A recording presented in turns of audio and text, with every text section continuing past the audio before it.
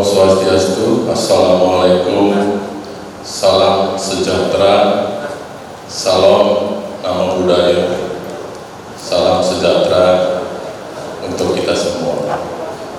Selamat datang Bapak narasumber kita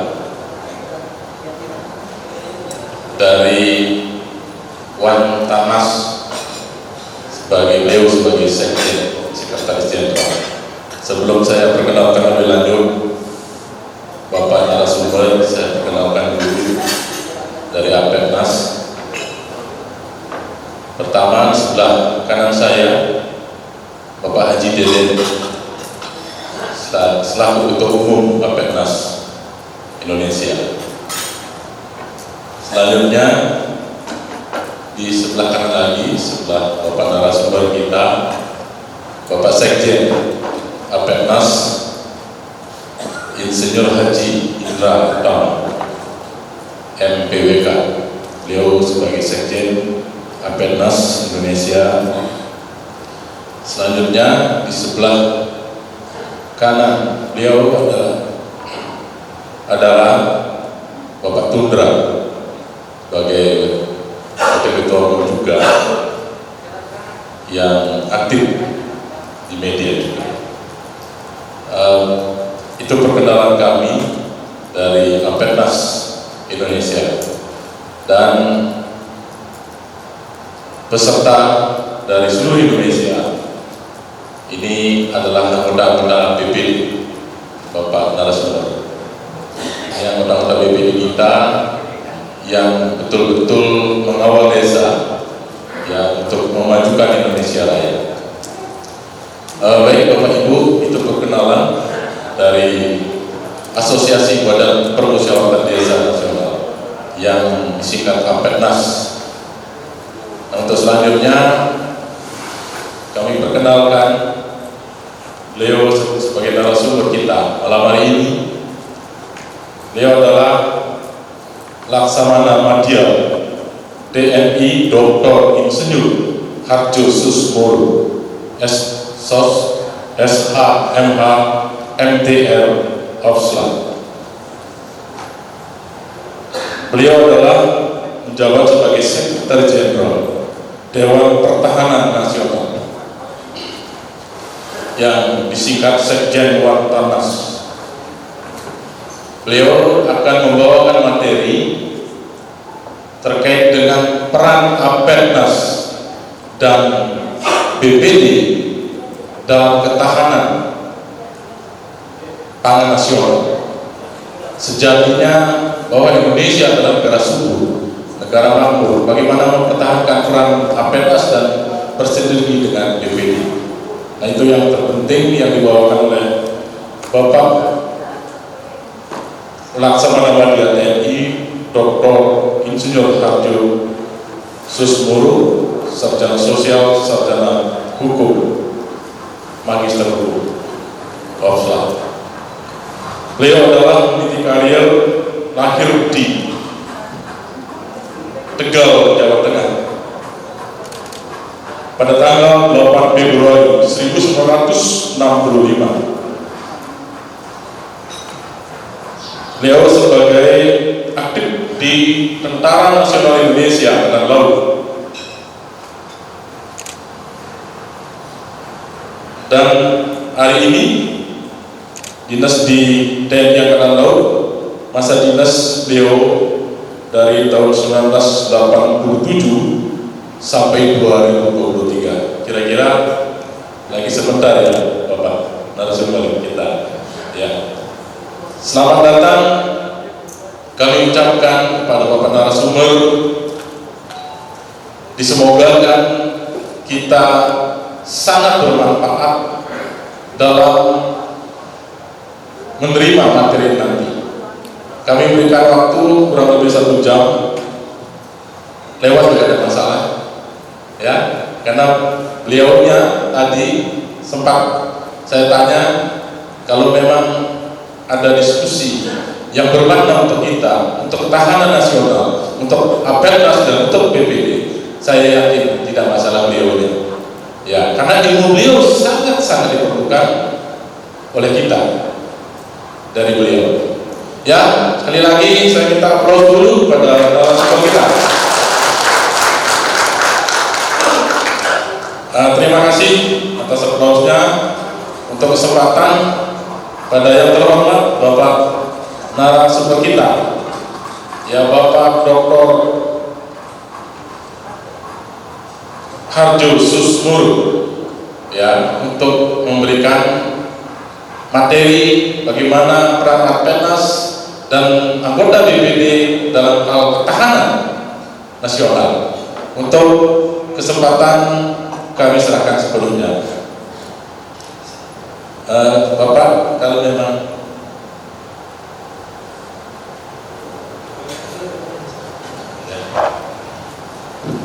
silakan Bapak boleh berdiri enaknya, ya, yang penting materi Bapak Ibu pahami, dengarkan, dan solusi yang terbaik. Terima kasih. Kesempatan kami persilakan Bapak. Assalamualaikum warahmatullahi wabarakatuh. Alhamdulillahirabbil alamin wa bihi nasta'in ala umuri dunya wa din. Wassallallahu ala nabiyyina Muhammadin wa ala alihi washabihi ajma'in, amma ba'd. Yang saya hormati Pak Ketua, Wakil Ketua, Sekretaris, dan Moderator, serta Bapak Ibu sekalian yang semoga senantiasa dirahmati Allah Subhanahu wa taala. Puji syukur marilah kita akan dirinya panjatkan kepada Allah Subhanahu wa taala atas segala karunia nikmat yang diberikan kepada kita sekalian, nikmat sehat dan nikmat luang waktu, dan kadang kita sering lupa. Mudah-mudahan kedua nikmat itu kita selalu bisa mengingat, sehingga dengan mensyukuri kedua nikmat itu membuat kita diberikan nikmat yang lebih lagi. Bapak Ibu sekalian, saya ucapkan terima kasih khususnya kepada Pak Ketua yang telah mengundang saya untuk berbagi saja, sharing sebenarnya, untuk menyampaikan hal-hal yang berkaitan masalah kedinasan saya, khususnya masalah ketahanan nasional. Masih banyak mungkin yang belum paham tentang ketahanan nasional itu apa. Kita akan diskusikan bersama. Saya bukan pakar, saya hanya sekedar ingin berbagi saja. Materi sesuai dengan permintaan berkaitan dengan masalah peran Rappenas dalam menjaga ketahanan nasional. Ini saya sampaikan sekitar 1,5 jam, tapi tadi karena dibatasi, ya saya akan mencoba agak cepat. Mungkin nanti kalau ada yang di tengah jalan dan jelas pun kita bebas saja. Alhamdulillah malam ini ada kesempatan untuk saya, jadi saya siap untuk membantu atau mungkin bersama Bapak Ibu sekalian. Kalau mau sambil bergadang, ayo. Cuma defaultnya tadi sudah dengan 1 jam, saya usahakan 1 jam kita bisa, tapi kalau mau lebih saya siap, ya. Baik Bapak Ibu sekalian, saya sudah ada next. Mungkin kita kenali dulu ya. Kalau biasanya kita bangga dengan sesuatu karena kita tahu nilai dari sesuatu tersebut. Kadang kita bangga dengan diri kita karena tahu nilai diri kita. Saya yakin kalau Pak Ketua bangga tahu nilai seorang ketua. Nah, bagaimana kita bangga dengan Indonesia? Orang kalau bangga dengan Indonesia pasti tidak ingin kalau negara ini dihina. Pasti tidak ingin negara ini akan hancur, berantakan. Pasti kalau orang bangga ingin agar negara ini tetap utuh. Sejauh mana kita mengetahui tentang negara kita, nah, karena kita lebih banyak mengetahui daerah, sehingga mungkin kadang daerahnya yang lebih hebat daripada negaranya gitu. Perjuangan untuk memperjuangkan daerah lebih di depan daripada memperjuangkan bagaimana negara ini utuh. Maka mari kita coba lihat Indonesia ini sebesar apa sih sebenarnya kalau kita bandingkan dengan negara-negara lain. Apakah negara Indonesia negara kecil atau negara besar? Besar atau kecil kira-kira? Mari kita lihat sebesar apa negara Indonesia. Next. Ini kalau kita lihat peta dunia, kira-kira Indonesia yang berapa itu kecil tadi? Dan next.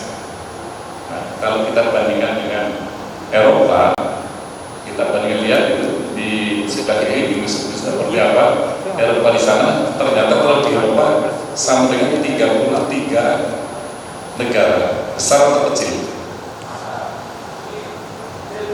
Kecil. Indonesia satu negara ditaruh di Eropa itu 33 negara. Kira-kira bangga nggak dengan negara besar? Indonesia dipimpin satu presiden. Negara seluas Indonesia di Eropa dipimpin 33 presiden, 33 kepala negara. Orang hebat nggak presiden kita harusnya? Harusnya orang hebat. Oleh karena itu kita kalau siapa yang ingin memimpin Indonesia, siapkan diri untuk menjadi orang hebat. Ternyata tidak memimpin Indonesia. Kalau di Eropa 33 negara, di Indonesia satu negara dengan berbagai macam perbedaan suku, agama, ras, budaya, dan sebagainya. Next, kalau kita coba bentangkan di Amerika, itu sebesar Amerika. Amerika itu terdiri kurang lebih 50 negara bagian. Nah, Indonesia kurang lebih 40 negara bagian. Kalau kita berarti 40 negara bagian Amerika itu adalah Indonesia. Next, kalau kita bentangkan di Afrika, maka ada 12 negara. Jadi Bapak Ibu sekalian, Indonesia ini bukan negara kecil.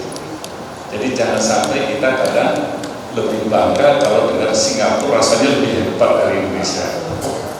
Ya, bukan berarti kita mau menyepelekan Singapura, tidak.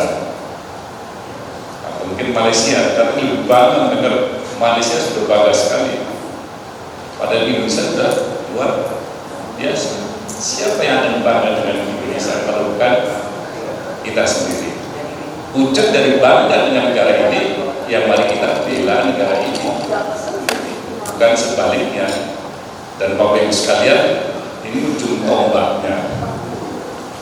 tombaknya mau terus atau tidak negara Indonesia.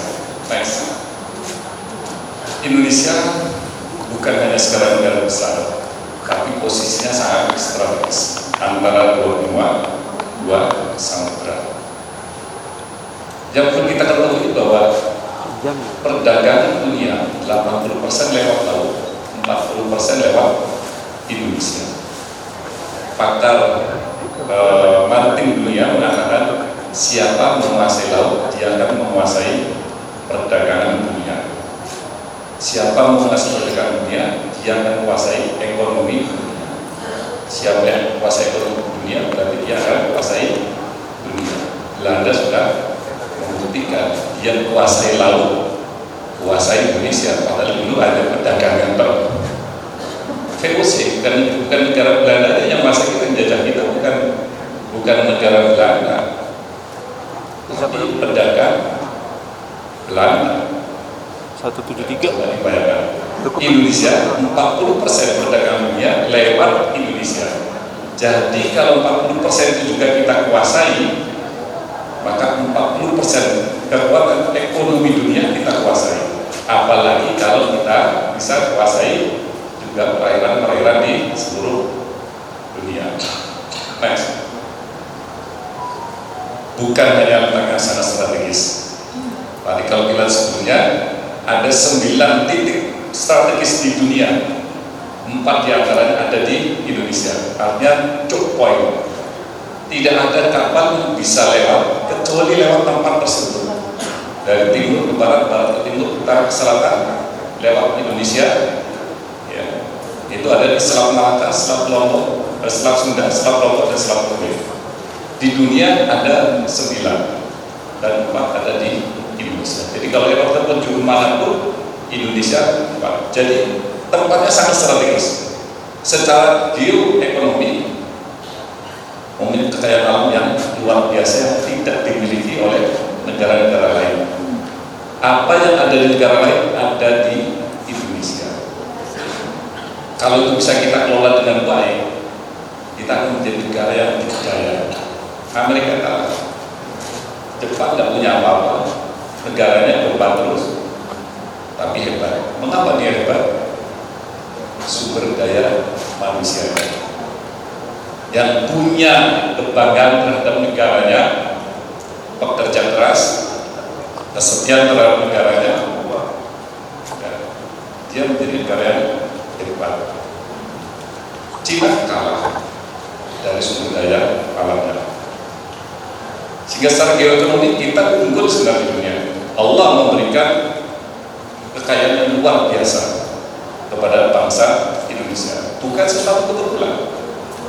Dengan luas wilayah lautnya 3/4 adalah laut, itu memungkinkan bangsa Indonesia harusnya tidak kelaparan, karena Allah menyediakan laut, pendudukan laut di situ adalah tempat di mana manusia bisa mengambil makanan berupa ikan yang segar, daging ikan yang segar.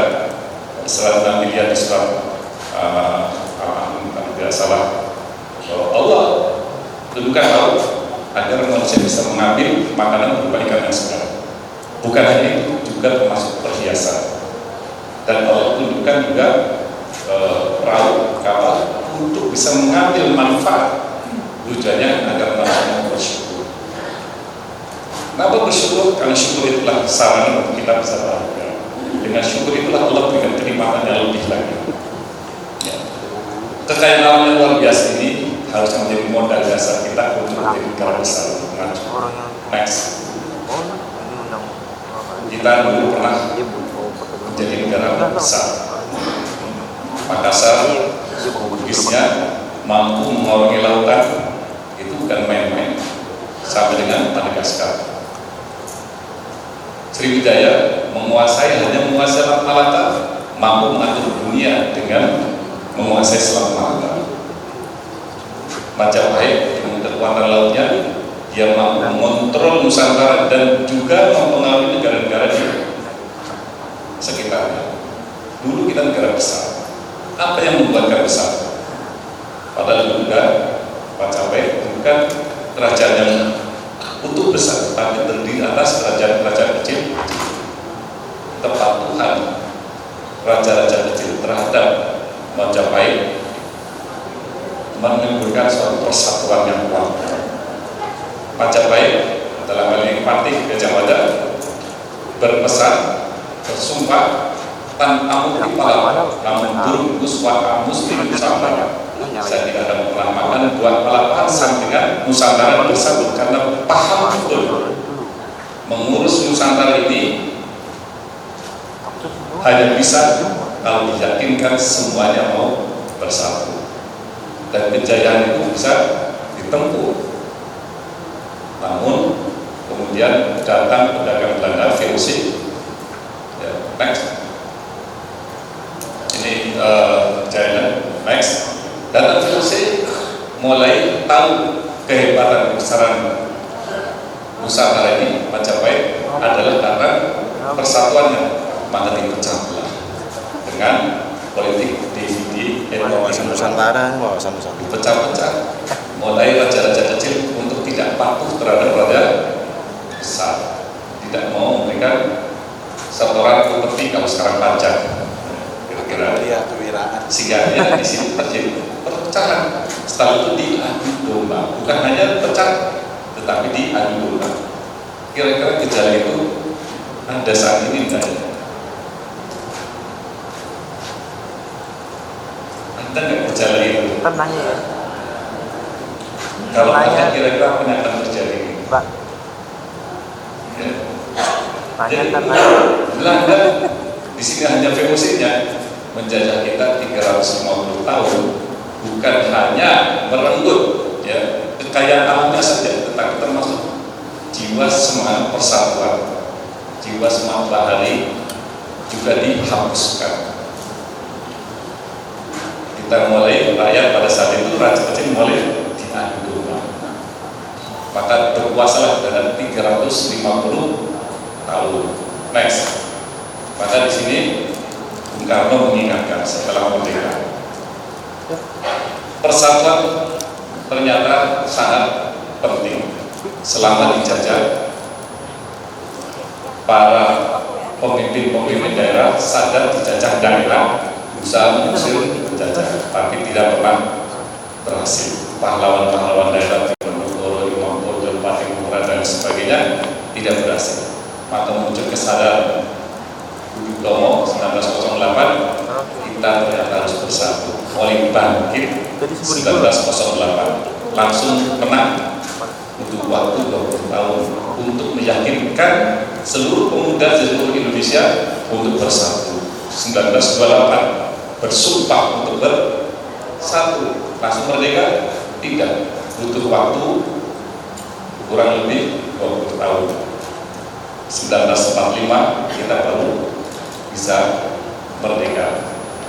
Mungkin ada yang mengatakan mereka dikasih oleh Jepang. Tidak, Jepang memang setelah dibombardir menjanjikan kepada Indonesia, dia sudah tahu dirinya akan kalah, menjanjikan kepada bangsa Indonesia untuk memberikan kemerdekaan. Maka dibuatlah, disusunlah BUMPKI untuk menyiapkan kemerdekaan, membuat undang-undang, ya, konstitusi, Pancasila dan sebagainya. Namun para pemuda tidak sabar. Tahun 45 tidak sabar, Jepang masih belum menyerahkan karena dianggap persiapannya belum matang. Maka Bung diculik, Rengas Dengklok dipaksa untuk merdeka. Jadi kemerdekaan kita bukan karena diberi oleh Belanda, tapi kita merdeka dengan perjuangan. Dan satu hal yang paling penting, bangsa Indonesia masih mengatakan bahwa kemerdekaan bukan semata-mata karena perjuangan bangsa Indonesia untuk menang, untuk merdeka, tapi atas berkat rahmat Allah yang Maha Kuasa. Jadi inilah poin terpenting untuk bangsa Indonesia. Mengapa Pancasila menempatkan ketuhanan yang Maha Esa di poin yang pertama? Inilah menjadi dasar kita sebenarnya untuk menjadi negara yang makmur. Next, jas merah jangan sekali-kali merupakan sejarah bahwa bangsa Indonesia adalah bangsa yang besar. Bangsa Indonesia tidak akan mungkin kembali menjadi besar kalau tidak kembali lagi menjadi bangsa apa? Bangsa pelaut, bangsa samudra. Tidak akan menjadi negara yang kuat kalau tidak kembali lagi bangsa pelaut, bangsa samudra. Pemahamannya bukan terus kemudian semuanya harus di laut, hanya cara pandangnya saja yang harus mengarah ke laut. Yang petani tetap harus jadi petani, menanam padi, tetapi berpikirnya bukan padi untuk menghadapi musim paceklik, tapi bagaimana padi ditanam dengan mutu yang bagus agar bisa bersaing dengan negara produksi padi negara lain. Zaman Belanda padi ditanam untuk menghadapi musim paceklik, hanya untuk kepentingan internal, kepentingan desanya, paling banteranya dengan desa tetangga. Dengan wawasan maritim, wawasan bahari, sebagaimana Bung Karno ingatkan kembali kepada jiwa bahari bangsa yang saat lalu, maka kita akan menjadi negara besar. Next, ya. Dan itu ternyata tidak mudah. Untuk menjadi negara besar tidak mudah, akan selalu menghadapi ancaman, tantangan, hambatan, dan gangguan. Next, apa itu ancamannya? Next, ancamannya di sini seluruh aspek kehidupan berbangsa dan bernegara. Ada Astagatra terdiri dari Trigatra dan Pancagatra. Trigatra adalah aspek yang statis, yaitu kondisi geografis, kemudian terkait sumber daya alam dan demografi. Ini menjadi dasar, modal dasar bangsa Indonesia dalam mengembangkan dirinya menjadi negara besar. Dan Pancagatra yang sifatnya dinamis. Pancagatra dinamis adalah ideologi, politik, ekonomi, sosial, budaya, dan pertahanan keamanan. Inilah aspek kehidupan berbangsa dan bernegara yang harus dipahami oleh seluruh bangsa Indonesia. Satu hal diganggu saja akan menjadi persoalan bangsa negara yang akan berganggu. Bagaimana kita menjaga agar kedaulatan kita, geografi kita tetap teguh, kemudian demografi kita bisa dikelola dengan baik menjadi sumber daya manusia yang unggul. Bagaimana kekayaan alam ini bisa kita olah menjadi alat untuk mensejahterakan bangsa Indonesia seluas-luasnya, semuanya akan tergantung bagaimana kita mengelola ideologi kita, politik kita, ekonomi kita, sosial budaya, dan pertahanan keamanan kita. Kalau ini tidak bisa kita kelola dengan baik, maka ancaman-ancaman akan muncul baik dari dalam maupun dari luar negeri, baik nyata maupun tidak nyata, ya. Baik yang jangka pendek, jangka menengah maupun jangka panjang. Banyak persoalan disintegrasi bangsa, ya, ancaman-ancaman yang berkaitan dengan masalah perang dagang sekarang ini, ancaman manusia salah satunya adalah COVID, misalnya ancaman kesehatan, itu juga merupakan ancaman. Ancaman terhadap keamanan nasional bukan hanya ansih datangnya agresi atau tentara atau militer asing untuk merebut wilayah kita, tetapi semua aspek yang mengancam kehidupan bangsa. Ancaman itu diambil, dikuasai wilayahnya. Tapi sekarang di era modern tidak lagi harus dikuasai wilayah, cukup dikuasai ekonominya, dikuasai politiknya, dikuasai ideologinya, sosial budayanya. Kita sudah tidak punya lagi budaya Indonesia asli, karena kita sudah ikut setiap pada budaya Korea masuk, kita ikut Korea, sudah lupa budaya Indonesia gitu. Karena muda kita dengan HP-nya itu sudah, perangnya itu sudah bukan lagi perang di hutan, perang sekarang ini perangnya di media sosial. Sekarang ini boleh katakan Bapak Ibu sekalian, itu setiap saat begitu masuk ke dalam dunia maya, karena dunia sekarang ini bukan hanya dunia yang real sekarang, tapi juga ada dunia maya. Peperangan sekarang ini bukan peperangan lagi pada dunia yang nyata, tetapi sudah peperangan dalam dunia maya. Setiap kali kita masuk ke dalam dunia maya, pegang HP, bukan, kita hati-hati, di situ kita sedang diarahkan untuk masuk kepada killing field, ya, pembunuhan karakter dan sebagainya, itu sudah masuk di situ. Coba Bapak Ibu sekalian, ini mungkin khususnya perhatian kita, begitu kita buka HP, buka medsos, kira-kira minimal berapa menit? Jam ya kalian, karena tidak terasa itu, tidak terasa itu. Begitu buka, boleh jawab, bisa ada sejam 2 jam, rasanya sebentar sekali. Kalau baca Al-Quran kira-kira 1 halaman, itu baru 2 ayat sudah ngantuk gitu, sudah ngantuk. Tapi kalau kita sudah mulai buka medsos, ada berita bagus dari teman kita, share berita melalui YouTube atau mungkin Facebook atau mungkin Twitter atau mungkin Instagram, awalnya bagus. Begitu selesai dibaca, kira-kira kepengen baca berikutnya lagi enggak? Pengen baca berikutnya biasanya masih agak bagus. Tapi begitu sudah mulai ketiga, keempat, biasanya mulai masuk ke hutan-hutan yang enggak terbatas. Kalau kita yang dewasa barangkali mesti sudah punya panengan, tapi anak kita yang dia belum cukup mampu membedakan yang benar, yang salah, yang baik atau yang buruk, tidak kita awasi dan kita biarkan apa yang akan terjadi generasi muda kita ke depan. Makanya bonus demografi, ya, merupakan ancaman sekaligus peluang. Kalau tidak kita kelola dengan baik, akan menjadi ancaman di masa yang akan datang next. Bapak Ibu sekalian, ancaman ini diperparah lagi, diperberat lagi dengan kemajuan teknologi informasi dan komunikasi. Kalau kita tidak bisa menghadapi atau menggunakan dengan baik, ini akan menjadi ancaman yang luar biasa. Next. Ini masuk ke era globalisasi. Era globalisasi adalah yang kita kenal dengan masuknya sekarang adalah era revolusi industri 4.0. Kira-kira dari sekian ini yang paham 4.0 itu apa? Sebelumnya kan ada 3.0, ada 2.0, ada 1.0. Kita bicara teknologi sudah berkembang sampai dengan 4.0, Internet of Things. Segala sesuatu sudah menggunakan internet. Kalau 1.0 dulu produksi sarana produksi hanya menggunakan tenaga manusia atau hewan. Kemudian 2.0 mulai ditemukannya mesin uap misalkan.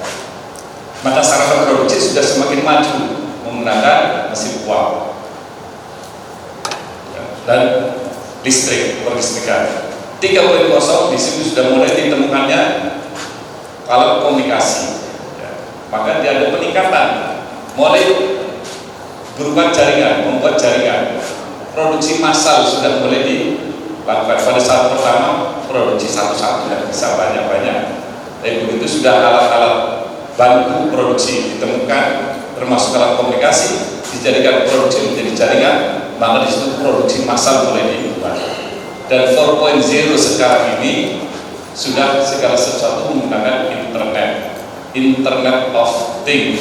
Nah, di 4.0 ini menghasilkan cara berbudaya, kehidupan manusia ada perubahan juga menjadi 5.0, di mana pada 4.0 ini dulu data, kita mencari data itu harus datang ke perpustakaan, baca buku. Sekarang ranking data cukup buka Google gitu, searching, kita langsung tahu datanya. Tetapi 4.0 masih memaksa manusia untuk menganalisa sendiri.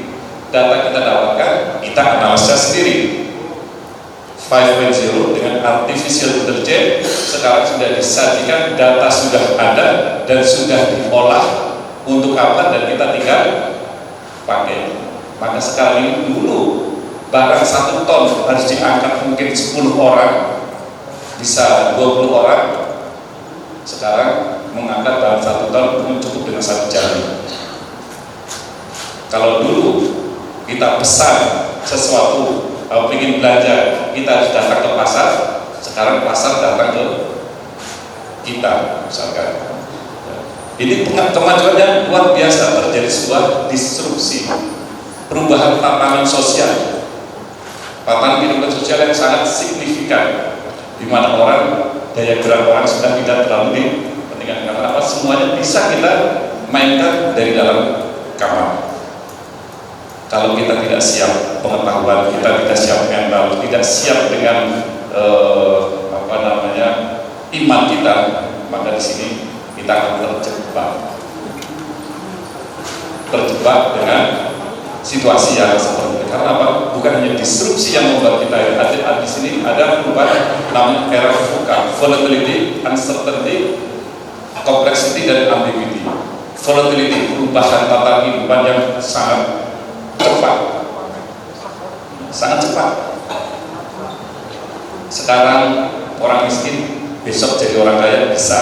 Kenapa? Dengan teknologi dia bermain kripto atau menang bisa. Tapi dari kaya langsung miskin juga bisa. Sekarang damai-damai saja tiba-tiba terjadi konflik bisa. Damai, ya, tiba-tiba ada informasi yang tidak jelas, orang terprovokasi jadi ribut. Padahal belum jelas, karena kita sudah masuk ke era post-truth, pasca kebenaran, era kebohongan. Dan inilah Bapak Ibu sekalian, sebenarnya peran Bapak Ibu sekalian di APETNAS ini sangat penting, khususnya dalam menghadapi era VUCA maupun post-truth khususnya. Post-truth ini banyak digunakan oleh mereka-mereka yang punya kepentingan, biasanya untuk kepentingan politik. Makanya Bapak Ibu sekalian ini di APETNAS kalau sebagai wadah aspirasi rakyat yang paling ujung. Ini kalau seandainya tidak dikelola dengan sebaik-baiknya, kasihan dengan rakyat. Maka Bapak Ibu sekalian ini merupakan sebenarnya ibaratkan pohon itu berada pada akar yang paling, yang menentukan pohon subur atau tidaknya pohon itu sebenarnya akar, bukan daunnya, bukan rantingnya. Assalamualaikum warahmatullahi wabarakatuh.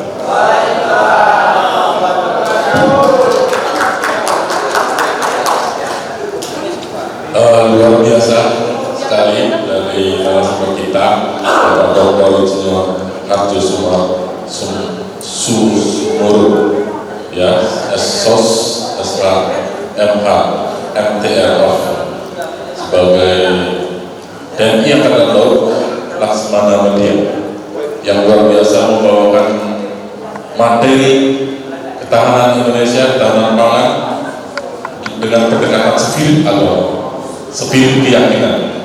Ya, saya minta terus sekali lagi Bapak Ibu, Bapak narasumber kita. Terima kasih.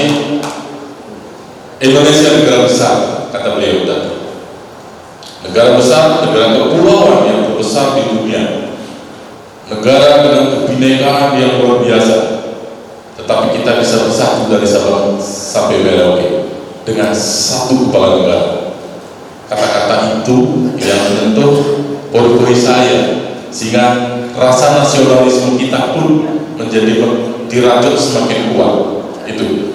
Terima kasih Pak narasumber Bapak Dr. Harjo Susmoro, ya, yang luar biasa. Saya bisa mendampingi beliau, rasa kebanggaan yang luar biasa di hati saya. Selaku orang Bali di pulau kecil, saya bisa terus bersama beliau selaku narasumber. Tentu negara yang besar, dari desa yang paling banyak. Kira-kira berapa desa ada seluruh Indonesia Bapak Ibu? Ya, dari data statistik itu 81.616. Kira-kira kalau dikalikan dengan rata-rata 7 BPD-nya, berapa BPD ada di seluruh Indonesia? Di situ ada 571.000 sekian. Untuk membangun Indonesia Raya, membangun nasionalisme yang kuat, tahan pangan, tahan nasionalisme kita. Ya, itu kira-kira saya tangkap tadi. Ya, terima kasih pada sekali lagi Pak. Saya bangga sekali pada narasumber kita. Bapak Ibu yang saya hormati, mungkin ada hal-hal yang perlu ditanyakan, sharing, atau kebetulan beliau ada waktu hari ini, ya silakan. Saya berikan kesempatan kepada 3 orang penanya. Ada apa ya Bapak ya? 3 orang penanya, ya silakan, terkait dengan strategi literasi ketahanan kita, sehingga Indonesia tidak menjadi Majapahit kedua, Sandiaga lagi Majapahit. Indonesia tidak akan terjadi seperti itu dan tidak boleh. Ya, silakan Bapak Ibu. Ya, silakan di bangku tengah ya, Bapak. Setelah itu bangku sebelah kanannya satu lagi ada. Ya, silakan. Silakan minta tolong dibawakan mic-nya.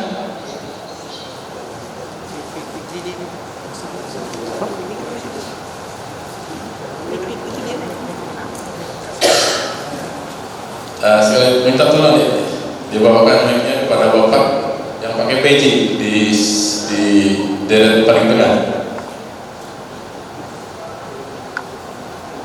Silakan Bapak perkenalkan nama dari BPD desa mana? Silakan. Bismillahirrahmanirrahim. Assalamualaikum warahmatullahi wabarakatuh. Nama Iswanto dari BPD Desa Mendara, Kecamatan Sirampok, Kabupaten Brebes. Pertanyaan simpel saja Pak. Ketika kita bicara ketahanan dan keterbudayaan, mana yang harus kita dahulukan Pak? Terima kasih.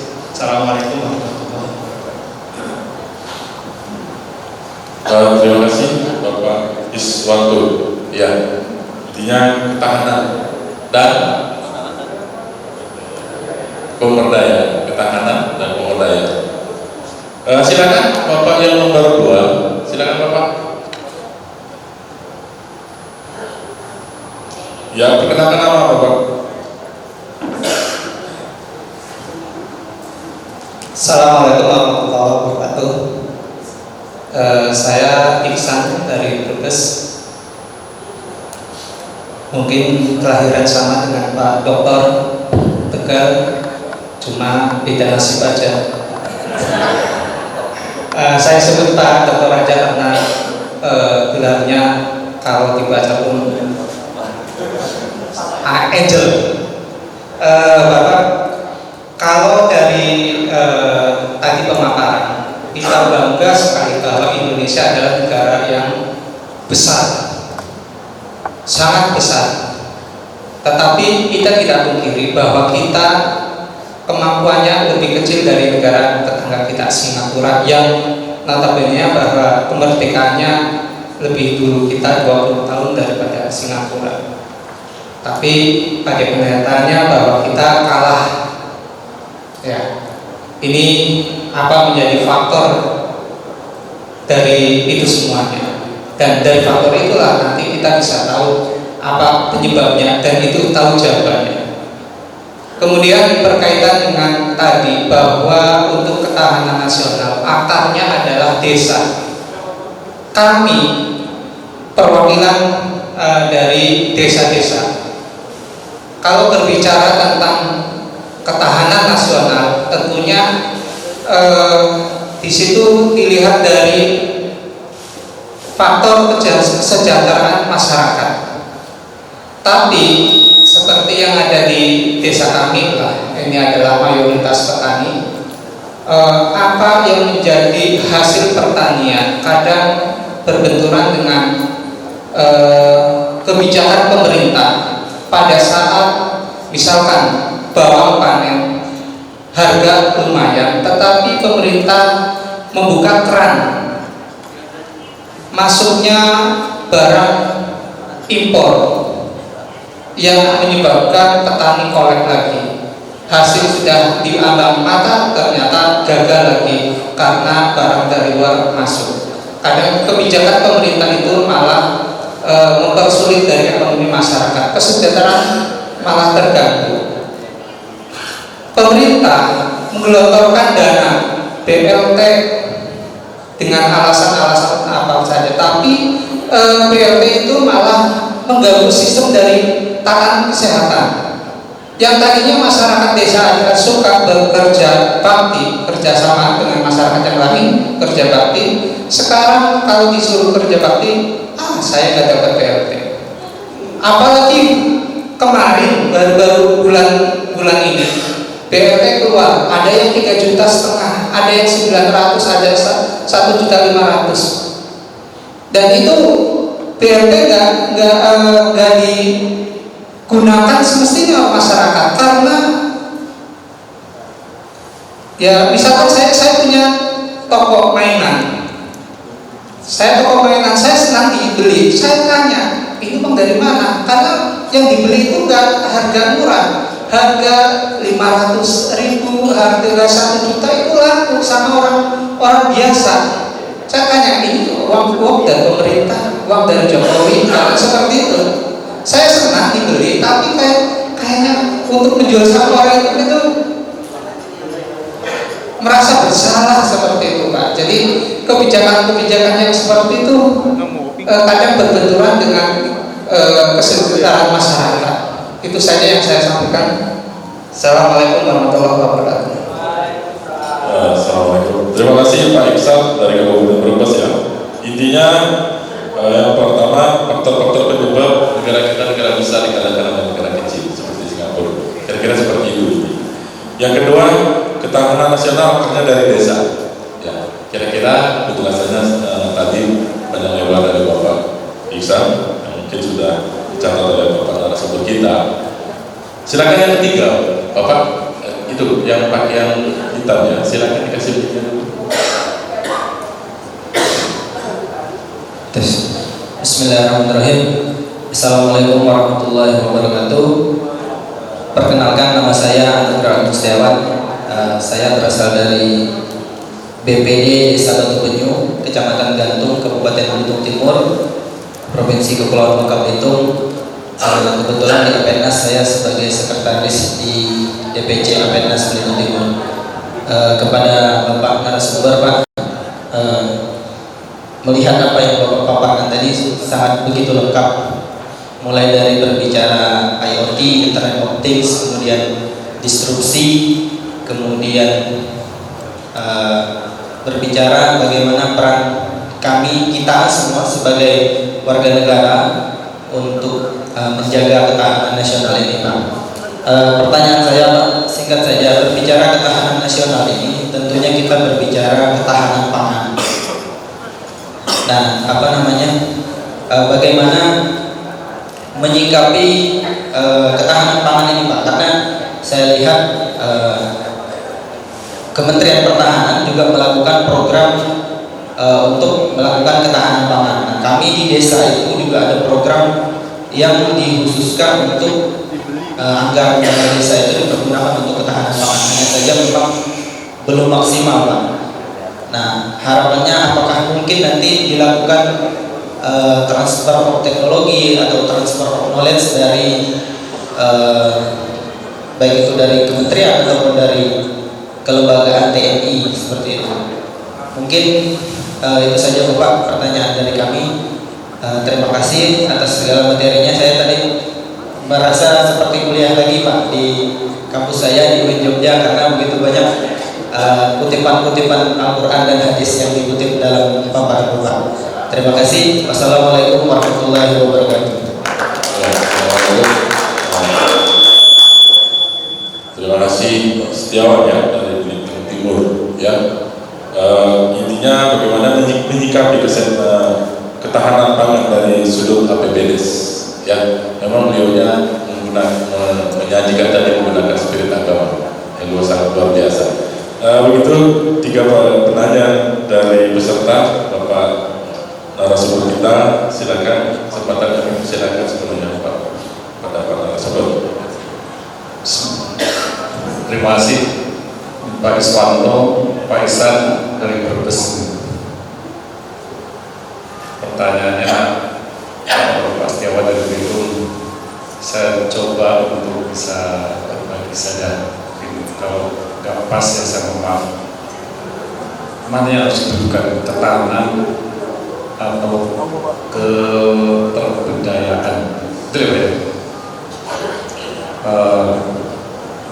Orang bisa tahan karena punya kemampuan. Ini kalau dia tidak punya kemampuan, dia tidak mampu bertahan. Kalau kita bertahan dari pukulan orang, maka kita punya kemampuan untuk menangis.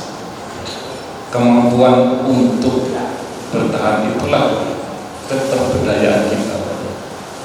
Jadi kalau kita punya keterbudayaan dalam segala aspek kehidupan berbangsa dan bernegara, maka kita akan mempunyai ketahanan yang cukup. Di atas ketahanan adalah keamanan sebenarnya. Orang belum tentu aman meskipun dia punya ketahanan, tapi kalau sudah bisa aman berarti dia punya ketahanan dan punya keterbudayaan. Dalam keterbudayaan ini, maka di sini perlu adanya kemampuan, ilmu atau skill dalam segala aspek. Jadi singkatnya kalau tanya tadi simpel mana yang lebih darurat, ya memang untuk kita bisa punya ketahanan, ya kita harus punya kemampuan keterbudayaan dalam segala aspek kehidupan.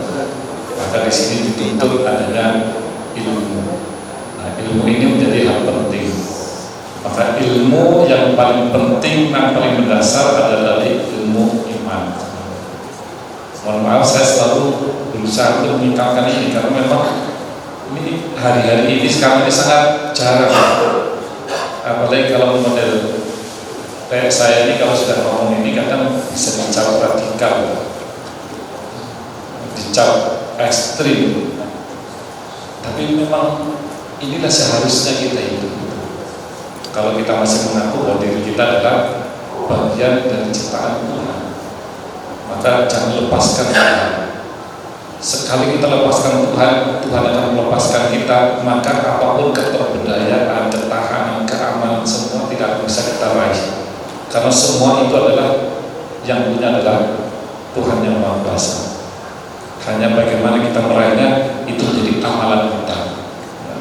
Oleh karena sekali lagi bahwa untuk menjadi kita punya kemampuan bertahan atau ketahanan pada lingkup yang paling kecil adalah ketahanan pribadi, pada lingkup yang lebih besar adalah ketahanan nasional, maka kita harus memiliki kemampuan keterbudayaan dari aspek-aspek kehidupan. Yang kedua, Bapak Isan ini menyampaikan tentang kemampuan Indonesia lebih kecil dengan Singapura. di sini membuktikan kalau kadang hasil bumi kita sudah susah payah menanam, begitu waktunya panen kadang tiba-tiba harga jadi turun hanya antara nilai jual dengan biaya produksi kadang lebih rendah, jadi akhirnya petani kadang dirugikan. Bapak Ibu sekalian, ini kan persoalan kita, ya, persoalan kita termasuk tadi disampaikan pada Singapura itu lebih umur kemerdekaannya lebih muda dari Indonesia.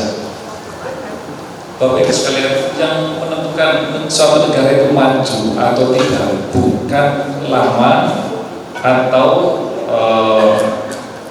barunya dia merdeka, bukan kaya atau miskinnya sumber daya alam yang dia miliki, tetapi maju atau mundurnya suatu negara. Nah, contoh Mesir itu sudah merdeka ribuan tahun,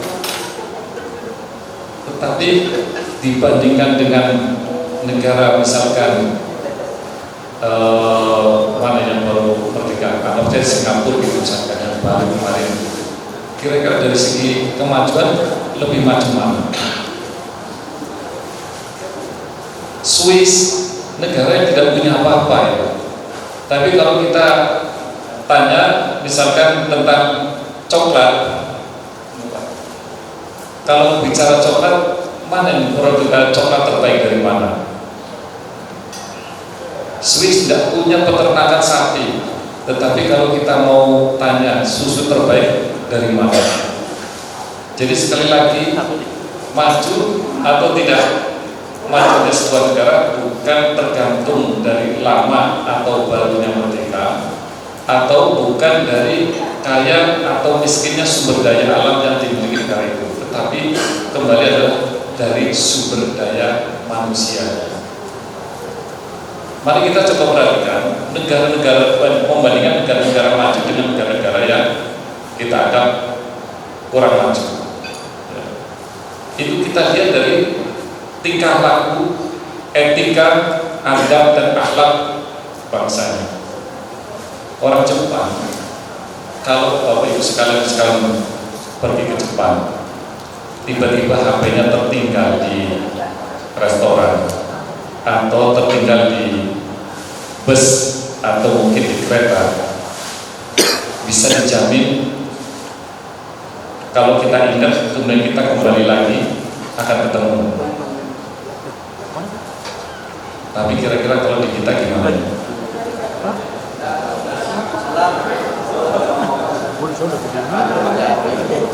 Satu. Jadi di sini bahwa ternyata di negeri Sakura sana nilai itu punya nilai yang sangat tinggi.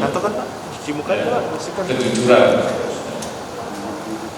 Kira-kira kalau bangsa Indonesia masih seperti bangsa Indonesia zaman dulu sebelum kita terjajah, bangsa yang ramah tamah, bangsa yang suka gotong royong, ya, bangsa yang saling tolong menolong. Ini nilai-nilai bangsa Indonesia yang digali aslinya dari itu, tapi setelah dijajah, kemudian sekarang di era globalisasi, sudah negara ini sudah seolah tidak terbatas. Kita lebih suka mendengar informasi dari luar yang seperti yang jeleknya daripada yang baiknya. Telah berubah karakter sebagai besar bangsa kita. Maka di sini contoh misalnya terjadi yang di Sambas misalkan, bagaimana nilai manusia sudah dulu ya waktu zaman konflik antara Dayak dengan Madura, dan masih banyak terjadi seperti itu. Ini tidak terjadi di Jepang, tidak terjadi di Jepang. Nilai kejujuran, integritas, mari kita bandingkan antara negara maju dengan negara tidak maju. Dan semangat dan cinta kerja serta tanggung jawab. Orang Jepang, kalau bapak-bapak pulang sore nanya sama ibu, sama istrinya, loh, kok sudah pulang? Jam segini sudah pulang gitu. Kalau kita kira-kira pulang kesorean sedikit, jadi sudah ibunya nanyanya berbeda. Oh lama sekali, ngapain aja gitu. Jadi semangat kerjanya berbeda. Orang Jepang ini yang sisi baiknya, sekarang memang ada perubahan-perubahan. Di era globalisasi semua terkena pengaruh, termasuk yang Jepang juga. Tapi nilai-nilai itu masih ada sampai sekarang, di mana orang Jepang kalau masuk kerja dalam suatu pabrik, dia akan katakan saya bisa masuk dan kemudian saya bisa digaji kalau pabrik ini atau organisasi ini bisa menghasilkan keuntungan, maka dia akan berusaha untuk berbuat yang sebaik mungkin agar perusahaan itu mendapatkan untung. Dan dia punya keyakinan bahwa kalau perusahaan itu bisa menghasilkan keuntungan besar, dia juga akan diberikan kesejahteraan bonus lebih.